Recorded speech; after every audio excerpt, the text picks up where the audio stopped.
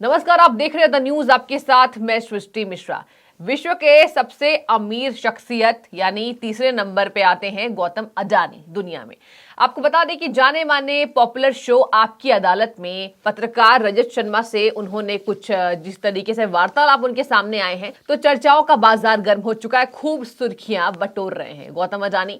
पूरे विस्तार से आपको बताते हैं कि किस तरीके से उन पर जब सवाल दागे गए हैं। इंडिया टीवी के जो पत्रकार हैं, मशहूर पत्रकार रजत शर्मा, जब उन्होंने उन पर सवाल दागे तो कितनी खूबसूरती से उनका उन्होंने कहीं ना कहीं सामना किया और बेहद ही खूबसूरत अंदाज से बड़े सुलझे हुए नजर आए गौतम अडानी। उनसे जब जिस तरीके से पूछा गया कि आखिर आपको प्रधानमंत्री नरेंद्र मोदी का बेहद करीबी माना जाता है और इसी के साथ आप पर जिस तरीके से ऐसे सवाल किए जाते हैं, तो आप उसका जवाब किस तरीके से देते हैं। आपको बता दें, उन्होंने प्रधानमंत्री नरेंद्र मोदी के बारे में यह कहा है कि आप प्रधानमंत्री से व्यक्तिगत सफलता के लिए सीढ़ियां नहीं चढ़ सकते, प्रधानमंत्री से आप नीतिगत फैसलों पर बातचीत करते हैं और उन्होंने वही काम किया है। मैंने उनसे फायदा लेने वाला काम अब तक नहीं किया, लेकिन हां 2014 के बाद लोग जान गए कि आखिर गौतम अडानी कौन है। आपको पूरे विस्तार से समझाते हैं कि कौन कौन से सवालों पर उन्होंने किस तरीके से जवाब दिया है।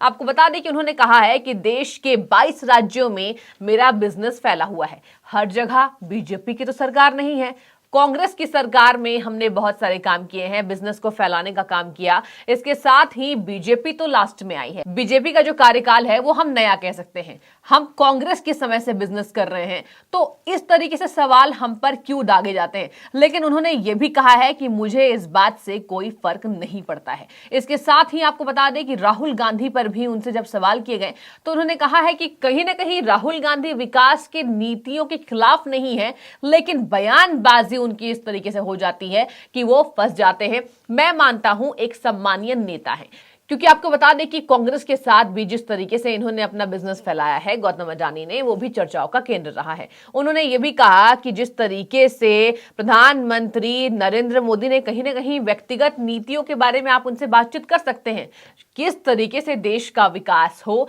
आप उन पर चर्चा करेंगे तो प्रधानमंत्री आपकी खूब सहायता करेंगे। लेकिन ऐसा नहीं है कि प्रधानमंत्री की वजह से मैं आज यहां खड़ा हूं। इसके साथ ही आपको बता दें, उन्होंने ये भी कहा है कि मेरी सफलता का जो कारण है वो मेहनत मेहनत और कड़ी मेहनत है। बिना मेहनत के आप कुछ भी नहीं कर सकते। जी हां, हालांकि हमने नहीं पढ़ा, बचपन में मैं पढ़ाई छोड़कर मुंबई आ गया था, लेकिन कहीं ना कहीं मुझे ऐसा लगता है कि कड़ी मेहनत के बिना सफलता की सीढ़ियां कोई भी व्यक्ति नहीं चढ़ सकता है। आपको बता दें कि उन्होंने ये भी कहा कि व्यक्तिगत सहायता हम प्रधानमंत्री से नहीं ले सकते हैं और इसी के साथ उन्होंने ये भी कहा कि प्रधानमंत्री के साथ मेरे रिश्ते जो जिस तरीके से सामने आते हैं वो बात बेबुनियाद है, वो बस राजनीतिक एजेंडे के तहत लोग करते हैं, विपक्ष करता है, लेकिन मैं विपक्ष को गलत नहीं ठहराऊंगा। साफ तौर पर आपको बता दें दर्शकों, कहीं ना कहीं इनडायरेक्टली उन्होंने राहुल गांधी पर निशाना साधा कि राहुल गांधी एक सम्मानीय नेता हैं, लेकिन आवेश में आकर वो कुछ ऐसा बयान दे देते हैं कि ऐसा लगता है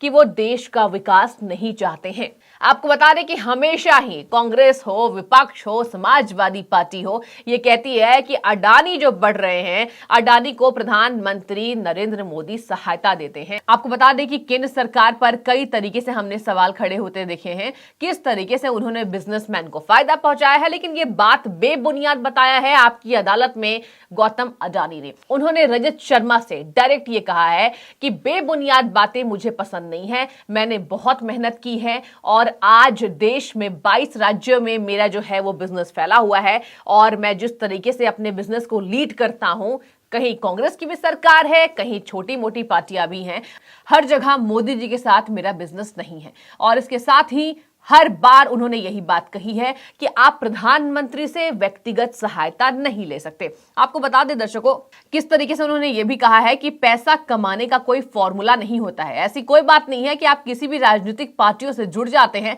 तो आप अमीर बन जाएंगे।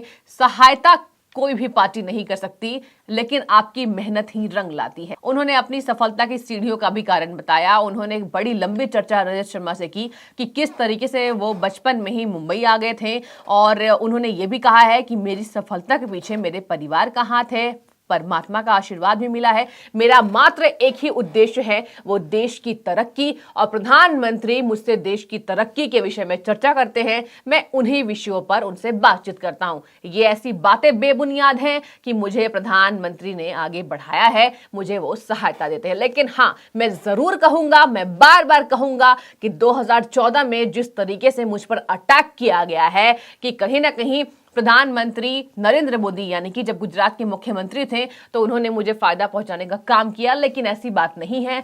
मुझ पर जिस तरीके से विपक्ष हमलावर था तो लोग जान गए कि आखिर गौतम अडानी कौन है। उन्होंने यह भी कहा है कि 2014 से पहले विशेष रूप से उत्तर भारत में लोगों ने अडानी का नाम शायद ही सुना होगा। हम गुजरात से ताल्लुक रखते हैं जहां के लोग हमें जानते हैं। 2014 के चुनाव के दौरान और उसके बाद राहुल जी ने हम पर कई लगातार हमले किए, लेकिन मैं मानता हूं कि आवेश में आकर राहुल गांधी ऐसा बयान देते हैं। आपको बता दें कि उन्होंने बड़े ही बेबाकी से रजत शर्मा के सभी सवालों के जवाब दिए। उन्होंने यह भी कहा है कि मुझे अपने जीवन में 3 बड़े ब्रेक मिले हैं। आपको जानने की बेहद जरूरत है कि आखिर किस तरीके से उनकी सफलता रही है, किस तरीके से उन पर विपक्ष हमले करती है कि गौतम अडानी और प्रधानमंत्री मिलकर काम करते हैं और प्रधानमंत्री का एक ही उद्देश्य है, कहीं ना कहीं प्राइवेट करना और बिजनेसमैन को आगे बढ़ाना। ये बेबुनियाद है और किस तरीके से इस तर्क को उन्होंने सिद्ध किया है आपको मैं वो भी बताती हूं। उन्होंने ये भी कहा है कि 1985 में राहुल गांधी के शासन के दौरान जब एग्जिम नीति ने हमारी कंपनी को एक वैश्विक व्यापारिक घराना बनाने की अनुमति दी थी। दूसरा किस्सा उन्होंने ये भी चर्चा की कि जब 1991 में पीवी नरसिम्हा राव और डॉक्टर मनमोहन सिंह ने अर्थव्यवस्था को खोला और हमने सार्वजनिक निजी भागीदारी मोड में प्रवेश किया। और आगे वो कहते हैं कि 2014 में यानी तीसरी बार उन्होंने जब चर्चा की कि कौन कौन से साल मेरे लिए बेहतरीन हुए, तो उन्होंने ये कहा है कि 2014 में गुजरात में नरेंद्र मोदी के 12 साल के लंबे शासन के दौरान मुझे ब्रेक मिला है। इसका मतलब ये नहीं है कि नरेंद्र मोदी ने मुझे किसी भी तरीके से व्यक्तिगत सहायता पहुंचाने का काम किया है। उन्होंने ये भी कहा है कि मैं गर्व के साथ कह सकता हूं कि एक मेरा बहुत अच्छा अनुभव रहा है जहां, लेकिन मैं आपको बताना चाहता हूं कि मोदी जी से आप कोई निजी मदद नहीं ले सकते हैं। और अगर लोग मुझ पर सवाल दागते हैं तो मुझे इस पर कोई फर्क नहीं पड़ता है। मैं जानता हूं कि आखिर क्या वो कारण है कि आज मैं यहां तक पहुंच पाया। मैं सभी को ये मूल मंत्र दूंगा कि सफलता का कहीं ना कहीं कोई फॉर्मूला नहीं है, मेहनत ही रंग लाती है।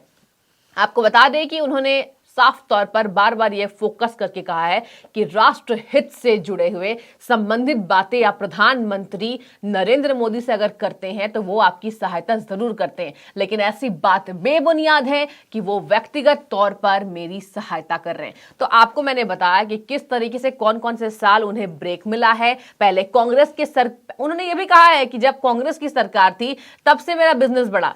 उस वक्त तो केंद्र सरकार नहीं थी, यानी भाजपा की सरकार नहीं थी, मोदी जी नहीं थे, तो मुझ पर किस तरीके से ये सवाल दागे जाते हैं।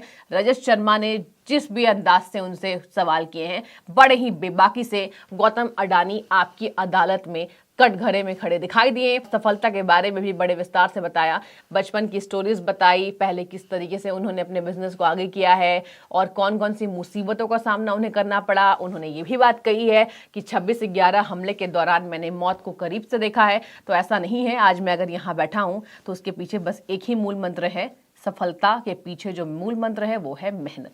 तो आपको बता दें कि लगातार वो घिरते हैं, केंद्र सरकार की नीतियों पर राहुल गांधी सवाल उठाते हैं और इनडायरेक्टली उन्होंने यह भी कहा है कि राहुल गांधी ऐसा नहीं है कि राष्ट्रहित नहीं चाहते, लेकिन आवेश में आकर, यानी आवेश से मतलब आप समझ सकते हैं कि किस तरीके से केंद्र सरकार की आलोचना करनी है। और शायद यही कारण है कि राहुल गांधी हमेशा ही केंद्र सरकार के खिलाफ बोलते नजर आते हैं। बड़े खूबसूरत अंदाज से गौतम अडानी ने सवालों के जवाब दिए हैं। उनके सवालों के जवाब को किस तरीके से देख रहे हैं हमें कमेंट सेक्शन में जरूर बताइए। बहुत शुक्रिया आपका द न्यूज़ से जुड़ने के लिए।